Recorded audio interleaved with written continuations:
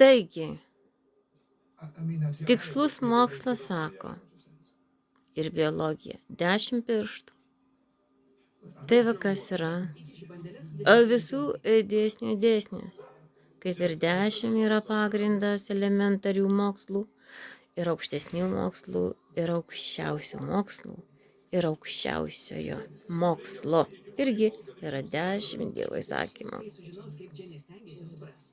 Tai va, į katrą Dievas sako žiūrėti Graikijos konstituciją, kaip ir prieš tai buvusius, reiškia, pasaulius civilizacijas. Irgi 10 balų suvokimo. Buvę oranžai, skaitmeniniai, kurie iš esmės tapę pusiau tais. Jie priėmė krikščionybės laikus, sukūrė skaitmeninį pasaulį bendrą. Jį pavadinę Galaxy, mašinomis, kompiuteriais, telefonais, žiedais ir viskuo, kuo buvo galima manipuliuoti. Tad vėlgi visas pasaulis 5 žmogus, 5 technologijos. 5 žmogus, 5 Dievas, 5 žmogus, 5 gamta. Visą laiką pusiausvyrą temidės buvusi. Kaip gimusi konstitucija iš Sinajaus kalno. Kalnai ir lygumos. Irgi 5 su 5. Į kairį dešinę, kad surast poziciją harmonijos. Irgi 5 su 5. Žmogus universalus, sako žmonės. Ar tikrai? Aš sakau, individualus, kodėl? 5 su 5, vis tiek visų kitokie.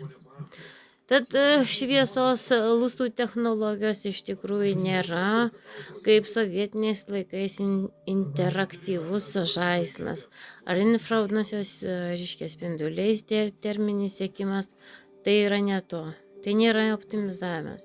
Optimizavimas yra šviesos lustai. Optimizavimas yra videokamera. Visa tai yra optimizavimas.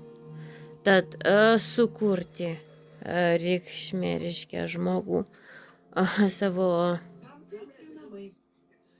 paveikslą. Atsirado netgi išmanus šitas veidrodis su kitokiam spalvom, vėlgi kitoks įvaizdis.